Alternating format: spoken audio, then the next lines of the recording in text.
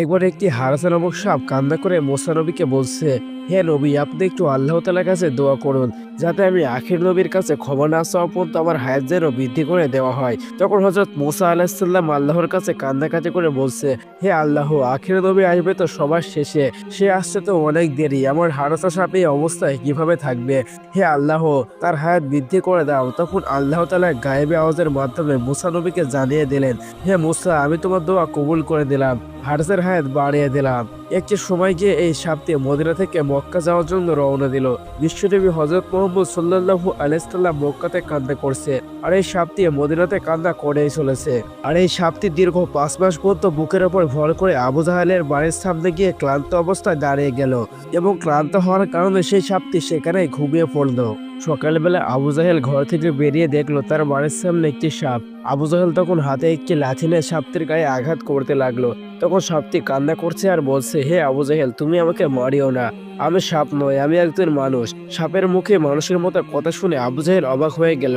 তারপর সে চিৎকার করে সবাইকে বলতে লাগলো, হে আমার বিবি, হে আমার সেনারা, তোমরা তাড়াতাড়ি আসো, এমন ঘটনা আমি আমার জীবনে কখনো দেখিনি। সবাই তখন সেখানে আসলেন এবং আবু জাহেল তাদেরকে বলল, আমি সকালবেলা এই সাপটিকে আমার বাড়ির সামনে দেখলাম, আর আমি যখন সাপটিকে মারতে শুরু করলাম তখন এই সাপটি মানুষের মতো কথা বলে।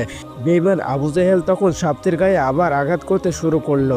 তখন সাপটি আবার কান্না করতে করতে বলতে লাগলো, হে আবু জাহেল, তুই আমাকে আর মারিস না, আমাকে একবারের মতো নবীজির সাথে দেখা করতে দে, একবার নবীর কাছে আমাকে যেতে দে, আমাকে মাফ চাওয়ার জন্য একবার নবীর কাছে যেতে দে।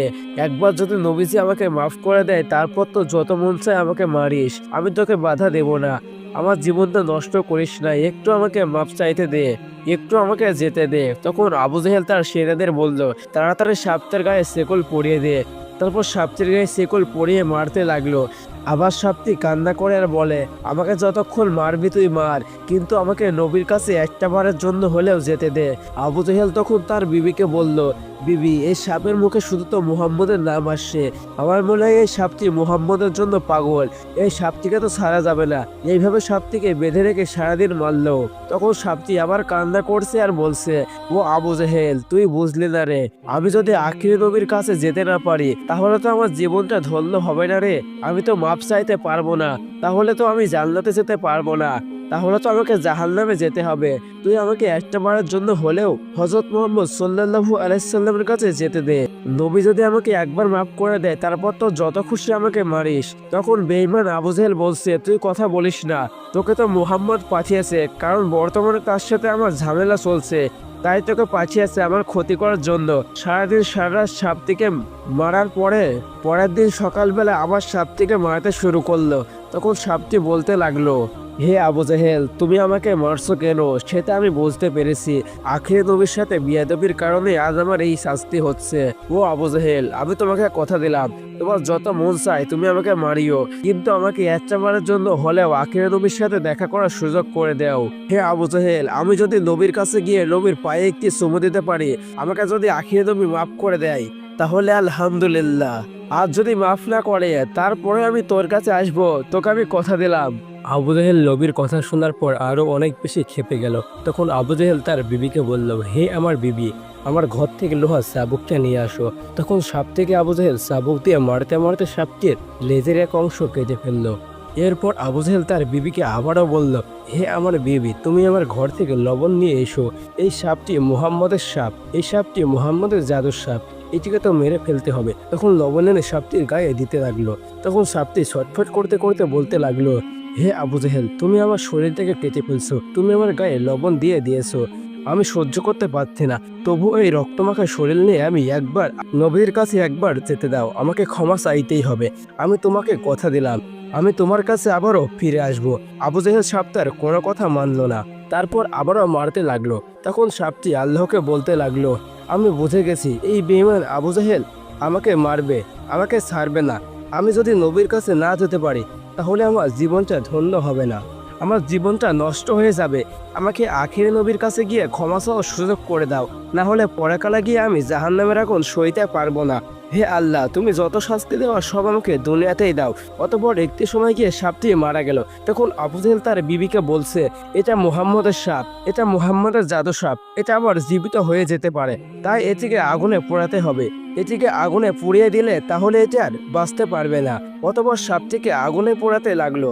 যখন সাপটি আগুনে পড়তে পড়তে ছাই হয়ে গেল, তখন তো ছাইগুলোকে নিয়ে একটি পাতিলের মধ্যে দিয়ে পাতিলটির মুখ বন্ধ করে দিল। এরপর আবু জেহেল তার বিবিকে বলছে, হে আমার বিবি, আমরা তো মুহাম্মদের জাদুর সাপটিকে পুড়িয়ে ফেলেছি। এবার মুহাম্মদকে পরীক্ষা করব, দেখব তার জাদুবিদ্যা কতটুকু রয়েছে। তাকে গিয়ে আমরা বলবো এই পাতিলটির মধ্যে কি রয়েছে। তখন বেঈমান আবু জেহেল রাস্তার মধ্যে ঘুরতে ঘুরতে বলছে, তোমরা কি দেখবে? এই দেখো, মুহাম্মদ আমাকে মারার জন্য তার জাদুর সাপ পাঠিয়েছিল। আমি সাপটিকে মেরে ফেলেছি, তাকে আমি পুড়িয়ে দিয়েছি। এখন সেই বেঈমান আবু জেহেল পাড়ায় পাড়ায় ঘুরে বলতে লাগলো, এই দেখো, আমি মুহাম্মদের জাদুর সাপকে মেরে ফেলেছি, মুহাম্মদের জাদুর সাপকে আমি শেষ করে দিয়েছি। এইসব কথা বলে আবু জেহেল সবাইকে বোঝাতে চাইছে যে মুহাম্মদের থেকে আমার ক্ষমতা বেশি, নাউজুবিল্লাহ। আবু জেহেল তখন তার ছেলেদেরকে বলছে, চলো এই সাপটা নিয়ে আমরা এখনই মুহাম্মদের কাছে যাব এবং তাকে আমরা বলবো এই পাতিলের মধ্যে কি রয়েছে। সে যদি বলতে পারে তাহলে ভালো, আর যদি বলতে না পারে তাহলে আমরা তাকেও মেরে ফেলবো এবং তাকেও পুড়িয়ে দেব। তখন বেঈমান আবু জেহেল তার সেনাবাহিনী নিয়ে আখেরি নবী হযরত মুহাম্মদ সাল্লাল্লাহু আলাইহি সাল্লামের বাড়িতে আসলো এবং তাকে বলতে লাগলো, হে মুহাম্মদ, এদিকে আসো এবং দেখো আমি তোমার জন্য কি নিয়ে এসেছি। তখন বিশ্বনবী ঘর থেকে বেরিয়ে এসে আবু জেহেলকে দেখলো। তখন আবু জেহেলের হাতে একটি পাতিল দেখলো। তখন আবু জেহেল বলতে লাগলো, হে মুহাম্মদ, আমার এই পাতিলের মধ্যে কি রয়েছে? তুমি যদি এটা বলতে পারো তাহলে আমি কালেমা পড়ে মুসলমান হয়ে যাব, আর যদি না বলতে পারো তাহলে আমরা তোমাকে যে শাস্তি দেব সেটা তোমাকে মাথা পেতে নিতে হবে।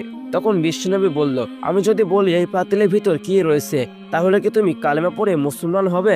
তখন আবু জেহেল বলতে লাগলো, তুমি যদি বলতে পারো এই পাতিলের ভিতর কি রয়েছে তখন আমি কালেমা পড়ে মুসলমান হয়ে যাব, আর যদি বলতে না পারো তাহলে আমরা যে শাস্তি দেব সেই শাস্তি তোমাকে মাথা পেতে নিতে হবে।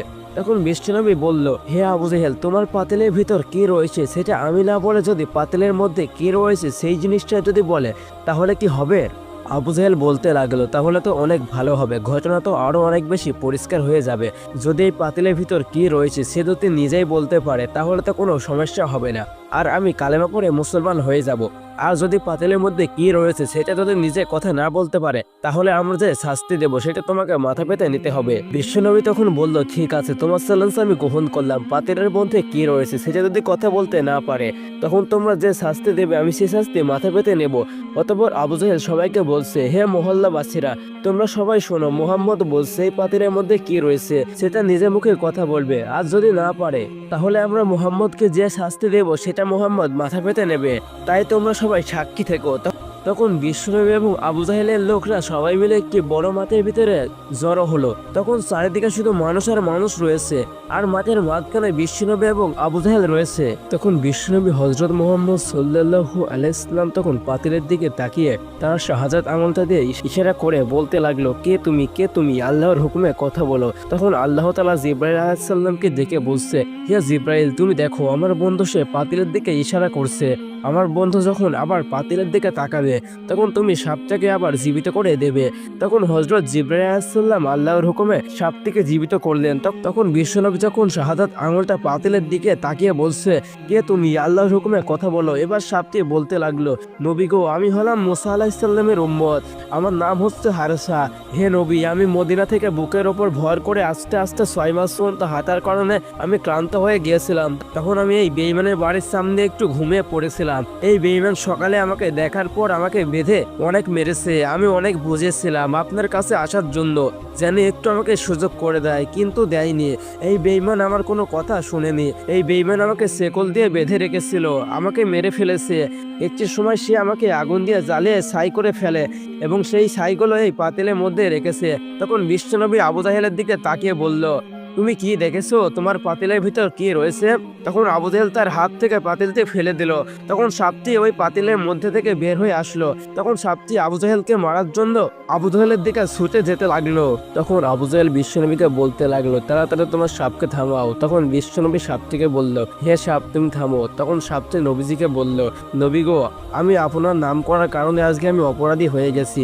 এই আবু জাহেল আমাকে এত বেশি মেরেছে, এত বেশি কষ্ট দিয়েছে যে আমি বলে বোঝাতে পারবো না। তাই আজকে আমি একে শেষ করে ফেলবো, আমি শেষ করে দেব। আবু জাহেল তখন ভয়ে ভয়ে বলতে লাগলো, হে মুহাম্মদ, আমি তো কিছুই বুঝতে পারছি না।